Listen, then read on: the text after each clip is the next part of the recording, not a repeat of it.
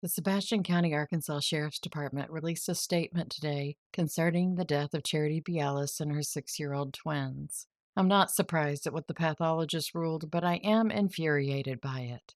So I'm going to read the statement and respond to it as I go. On 12/3/2025, SCSO responded to a residence on First Avenue in Bonanza, Arkansas, and began a death investigation. The deceased were Charity Beallis, 40, and her 2 children. Since that time, SCSO has been working hard to uncover the facts. The investigation is continuing, but here's what we can share so far. The autopsy conducted by the Arkansas State Crime Lab has a conclusion of suicide for Mrs. Beallis and homicide for the 2 children. Well, according to Charity's family, they were told that she was shot twice, once in the chest and then in the head. So we're supposed to believe that she did that to herself? I'm not saying it's impossible, but I think it's highly improbable. And the statement continues. An examination of the transcripts of the deposition of Mrs. Beallis in the divorce custody case and the final hearing on the case on 12/2/2025 revealed that she wished to be reconciled to her estranged husband, which did not happen. Mrs. Beallis, after being represented by 4 different attorneys, represented herself in the contested divorce custody hearing. At the conclusion of the hearing, Mrs. Beallis was ordered to begin joint custody of her children with her estranged husband.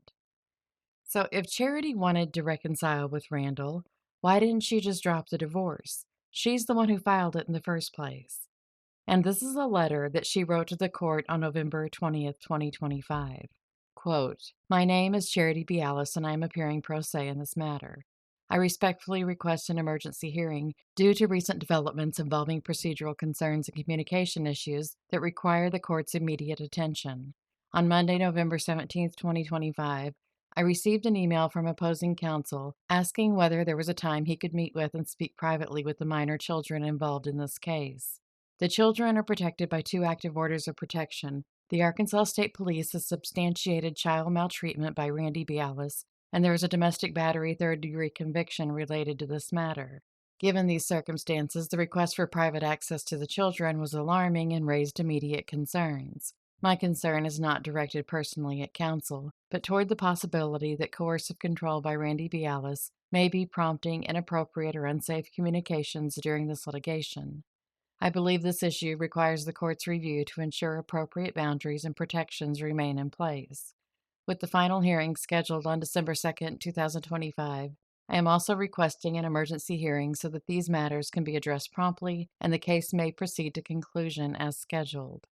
For these reasons, I respectfully request that the court set an emergency hearing at the earliest available time. Thank you for your time and attention. Respectfully submitted, Charity Beallis." End quote. Well, that doesn't sound to me like she wanted to reconcile. It sounded as though she wanted the divorce to conclude as soon as possible. And the statement continues. Mrs. Beallis's estranged husband was a driver of a Tesla electric vehicle at that time. Tesla compiled location data on Tesla vehicles, and according to the information provided by Tesla, Mrs. Beallis's estranged husband's vehicle was not near the residence in Bonanza on the night in question. Also, the estranged husband's phones did not ping any of the cell towers proximately related to Mrs. Beallis's location. So, just because his vehicle and phone weren't near the house doesn't mean he wasn't. Does he actually have an alibi for that time? And the statement continues. Information from the home security alarm company shows the alarm was deactivated by Mrs. Beallis by her phone. She had exclusive access to the security system at around 10 p.m. on the night in question. Even though deactivated, the alarm company was able to provide information showing no doors or windows to the home were open during that time. When law enforcement arrived after 9:30 a.m. on 12/3/2025, there were no doors or windows open and they had to use a key to enter the home. SCSO rigorously tested the functioning of each door and window and found them to be operating properly. Well, how do they know that she had exclusive access? And what about the door being opened beforehand? Did they check that? When was the last time it was opened at all? And if someone else did have access to the alarm system, it's easy to bypass a door or a window. And how do we know someone wasn't in the house when the alarm was deactivated? And what if someone used a magnet on one of the door or window sensors to deactivate it? And the statement concludes with, The investigation is continuing as SCSO is still awaiting search warrant returns on electronic forensic searches on electronic devices. SCSO has not found any evidence thus far to indicate any other conclusion other than that determined by the autopsies conducted by ASCL. However, our office attempts to always investigate our cases as conclusively as possible. SCSO has been assisted in the investigation by Arkansas State Police CID, FBI, Homeland Security Investigations, and the United States Secret Service. Sebastian County Prosecutor's Office has been an integral part of this investigation as well. So it sounds as though they're just going to agree with the autopsy, because that seems to be par for the course when a woman is found dead from a gunshot wound. And I'm tired of the women and their families not getting justice. The odds of Randall Beallis having two wives die of suicide by gunshot are so low, they're almost non existent. And they both just happened to have occurred when there was a divorce on the table. I'll keep watching and see if the investigators can pull their heads out of their collective asses long enough to actually investigate.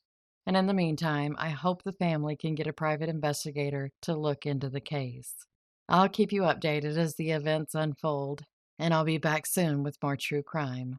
Until then, stay safe and be happy.